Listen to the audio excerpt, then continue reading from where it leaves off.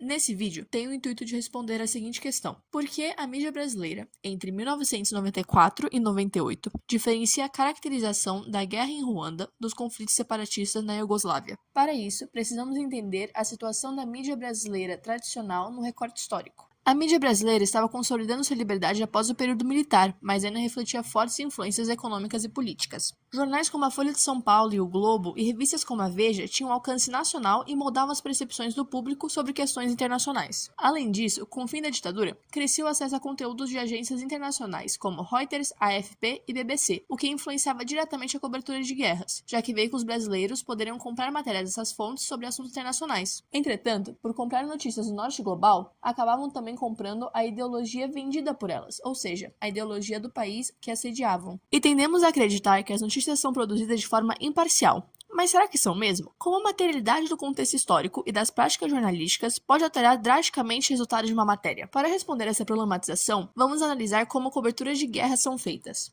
Há 3 conceitos do jornalismo que teoricamente norteiam essas coberturas. O primeiro sendo imparcialidade e objetividade, o que significa garantir que as informações sejam equilibradas e sem viés político. A ética e segurança, que consiste da proteção à integridade das fontes e dos jornalistas, respeito à dignidade humana durante a cobertura de tragédias e a confirmação da precisão das informações antes de sua divulgação. E por último, a responsabilidade social, que é evitar a propagação de desinformação ou sensacionalismo, e o foco em reportagens que ajudem a população a entender os contextos complexos retratados. Agora, a partir da análise de resultados, vamos ver como isso é realmente colocado em prática. A grande maioria dos veículos de mídia tradicional praticam o processo de narrativa e enquadramento. Esse processo consiste da definição de lados, então a definição de inimigos e aliados com base no posicionamento político-cultural do veículo de comunicação. A partir disso, são criados heróis e vilões, então um lado é retratado como o herói e o outro é demonizado. Também é o estabelecimento do foco humanitário, então as coberturas enfatizam a crise humanitária como os refugiados, as mortes civis e a violação de direitos para gerar empatia no consumidor e chamar mais atenção para a reportagem. Na mesma lógica de chamar atenção no consumidor, a implementação do uso de imagens de impacto visual. Então, imagens de destruição, sofrimento ou combates são utilizadas para prender a atenção do público na tragédia. Outro elemento importante é a contextualização histórica. As agências de mídia tradicional tendem a fornecer um histórico breve e muitas vezes simplificado do conflito, o que causa a perda de camadas importantes para a sua compreensão. Por conta disso, há muitas simplificações que levam o público a compreender o conflito como bem versus mal, como mencionado anteriormente. Por último, é importante considerar o papel da ideologia. A cobertura tende a refletir prioridades políticas e ideológicas do país de onde o veículo opera. Por exemplo, a Guerra Fria foi frequentemente reenquadrada como capitalismo versus comunismo porque a pauta política era mais importante para países que tinham grandes veículos de mídia tradicional. A partir dessa análise, podemos concluir que há uma distância entre os princípios norteadores da mídia e a prática realizada, que é atravessada por outros interesses e contextos. Para materializar a contradição apontada, vamos comparar como a mídia brasileira apresentou a guerra separatista da Iugoslávia e o genocídio de Ruanda. Mas você pode estar se perguntando, por que Iugoslávia e Ruanda? Primeiro, porque os conflitos coexistem em um período paralelo, o que garante que os meios de comunicação de massa tenham o mesmo desenvolvimento durante o estudo de caso. Também, porque são 2 conflitos iniciados por motivações étnicas, o que traz maior aproximação entre eles. Então, o que foi o conflito de Ruanda? É importante notar que a colonização teve um grande impacto na sociedade ruanesa. Antes da colonização, a sociedade ruanesa era estratificada, com Tutsis, que são tradicionalmente pastores de gado, ocupando posições de liderança política e econômica, enquanto os Hutus, que são majoritariamente agricultores, estavam em papéis subordinados, mas ainda havia mobilidade social entre grupos. Além do mais, apesar da estratificação, a Ruanda era culturalmente coesa, minimizando divisões étnicas até certo ponto. Entretanto, a chegada dos alemães e posteriormente dos belgas desestruturou o sistema tradicional, institucionalizando as divisões sociais e impondo uma administração colonial baseada na exploração e no controle hierárquico. Os colonizadores reforçaram a centralização do poder por meio de intermediários Tutsis, consolidando uma separação mais rígida entre Hutus e Tutsis, que antes era mais fluida. Agora, pulando para 1962, após a independência, os Hutus assumiram o poder sob o discurso de emancipação da maioria. Isso levou a perseguições sistemáticas aos Tutsis, alimentando ressentimentos e exílios. Na década de 70, se consolidou um regime Hutu autoritário sobre Juvenal Habyarimana. Durante a ditadura, Ruanda dependia quase exclusivamente do café, que representava mais de 70% de suas exportações. Entretanto, nos anos 80, a queda nos preços internacionais do café afetou afetou gravemente a economia, gerando um colapso na renda nacional. Esse enfraquecimento econômico gerou um crescente descontentamento entre a população, que perdeu confiança no governo, já que o Estado não conseguiu proteger a população de uma crise. A incapacidade do governo de lidar com a recessão e suas consequências sociais e políticas criou propensão para tensões étnicas e a intensificação do conflito, levando à crise política e humanitária que precedeu o genocídio. A preparação para o genocídio foi marcada por campanhas de propaganda disseminadas por rádios como Rádio Televisão Libre de Miris Colines, ou RTLM, e jornais como Cangura. Esses meios propagavam discursos que desumanizavam os Tutsis, chamando-os de baratas e inimigos internos. Isso criou um ambiente de paranoia e ódio generalizado. Esse contexto culminou no assassinato do presidente Hutu Juvenal Habyarimana, no dia 6 de abril de 1994, o que deu início ao genocídio de 1994. Milícias Hutus, com o apoio do governo, iniciaram massacres sistemáticos contra Tutsis, já que foram representantes dessa etnia que assassinaram o presidente. O conflito durou aproximadamente 100 dias e cerca de 800 mil a 1 milhão de pessoas foram mortas. Essa guerra civil drenou recursos. O governo aumentou drasticamente os gastos militares, enquanto a população rural, já empobrecida, enfrentava níveis alarmantes de fome e de desemprego. Frente a isso, a ONU e potências ocidentais foram omissas, até retirando tropas do país. O conflito só teve fim quando o grupo rebelde Frente Patriótica de Ruanda, ou FPR, tomou o poder e encerrou o massacre. Agora vamos ver o que foi o conflito separatista da Iugoslávia. A Iugoslávia era uma federação multiétnica formada pelas nações atualmente conhecidas como Eslovênia, Croácia, Bósnia, Herzegovina, Kosovo e Macedônia, sob o regime comunista de Josip Broz Tito. A Iugoslávia era diversificada. Havia muitos povos com línguas, religiões e tradições muito diferentes. As possíveis tensões derivadas dessas diferenças durante o governo de Tito foram minimizadas por meio de uma política de irmandade e unidade, que mantinha a paz a partir da repressão de expressões nacionalistas de grupos minoritários. A economia iugoslávia era planejada e centralizada, mas começou a declinar nos anos 80 devido à dívida externa crescente, inflação descontrolada e desemprego. As disparidades regionais se acentuaram. Regiões como Eslovênia e Croácia, economicamente mais avançadas, resistiam a financiar repúblicas mais pobres, como Kosovo. A incapacidade de implementar reformas eficazes levou ao colapso do sistema federal. Após a morte de Tito, em 1980, os nacionalismos se tornaram uma grande força política central. Sérvios defendiam o conceito de Grande Sérvia, enquanto os croatas e eslovenos buscavam independência. Na Bósnia, a diversidade religiosa e étnica criou um cenário de polarização extrema, culminando na Guerra Civil de 1991 a 1995. Com o fim da Guerra Fria, tensões étnicas e nacionalistas cresceram, levando a conflitos separatistas na Eslovênia, Croácia, Bósnia, Herzegovina, Kosovo e Macedônia. Foram cerca de 10 anos de conflitos armados e limpeza étnica. Em frente disso,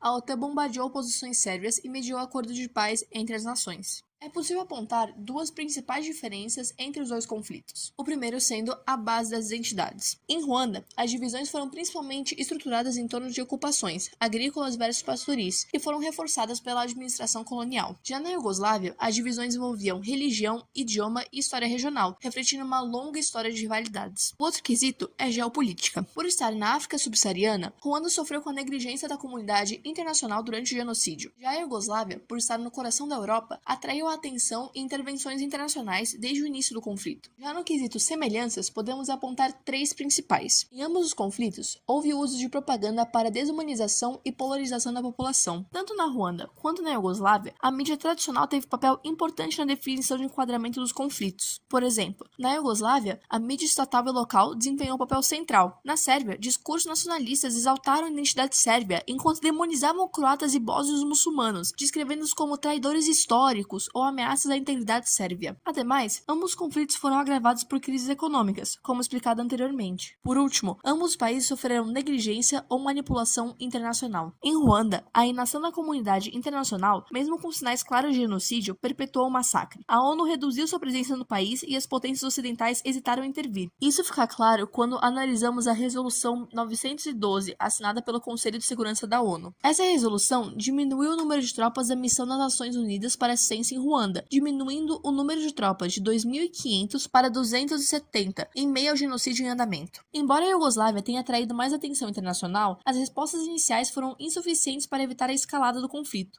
A ONU e a OTAN foram criticadas por não agirem rapidamente para proteger os civis. Agora vamos analisar as respectivas coberturas feitas pela mídia tradicional brasileira de ambos os conflitos. O genocídio de Ruanda foi enquadrado como genocídio étnico, com pouca contextualização histórica ou política sobre o colonialismo e as tensões sociais anteriores ao conflito. Imagens e narrativas destacavam o terror do genocídio, reforçando o estereótipo de caos africano. Ademais, pouca ênfase foi dada à intervenção internacional ou ao papel da comunidade global na recusa de prevenir o genocídio. Já os conflitos separatistas da Iugoslávia foram tratados com maior foco em aspectos geopolíticos e religiosos. A mídia brasileira, seguindo tendências globais, enfatizava a divisão entre sérvios, croatas e bósnios, muitas vezes destacando acontecimentos específicos, como o massacre de Srebrenica, por exemplo. Imagens de cidades destruídas e entrevistas com refugiados eram comuns, mas havia maior esforço em explicar as raízes históricas do conflito. A partir disso, é possível observar narrativas contrastantes. O genocídio de Ruanda foi frequentemente retratado como irracional e ligado a rivalidades tribais, diminuindo o conflito a primitivo, como barbárie. Já a Iugoslávia foi enquadrada como uma tragédia geopolítica. A guerra foi enquadrada como uma crise humanitária em um espaço historicamente civilizado, o que gerava mais empatia e um senso de urgência. Ademais, havia maior ênfase na participação de potências globais, como a ONU e a OTAN, contrastando com a invisibilidade de Ruanda. A forma como os conflitos foram narrados influenciou diretamente na percepção de importância do público. Ruanda era visto como um caso isolado e de baixo impacto global, enquanto a Iugoslávia era vista como uma ameaça à estabilidade europeia e, portanto, à estabilidade global. E mesmo havendo diversas semelhanças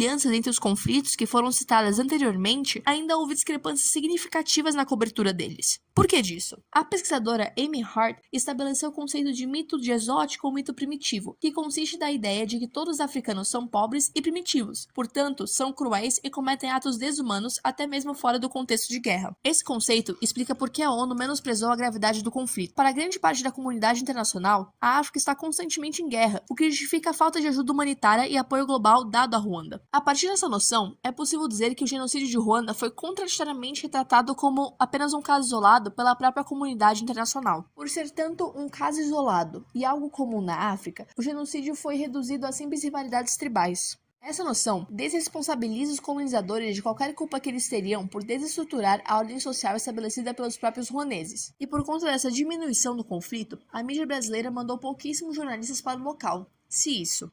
Em oposição a essa narrativa, a separação da Iugoslávia foi tratada como uma crise humanitária civilizada, que também era considerada uma ameaça à estabilidade global. Por isso, jornalistas brasileiros foram para esse local em maiores quantidades. Uma outra conclusão que pode ser feita a partir da análise estabelecida é que, como os meios de comunicação de massa brasileiros tinham acabado de conseguir acesso mais amplo a agências internacionais, como o BBC, jornais como a Folha estavam comprando notícias em grandes quantidades, porque esses veículos internacionais vinham de países do norte global. Por serem sediados nas nações mais economicamente desenvolvidas mundialmente, eles tinham, em sua grande maioria, mais subsídios governamentais e privados, o que lhes garantia uma cobertura mais completa e abrangente em comparação com os veículos brasileiros. E mesmo que as notícias viessem com ideologias e parcialidades das nações que as vendiam, comprar deles era imensamente mais barato do que mandar jornalistas brasileiros para os locais.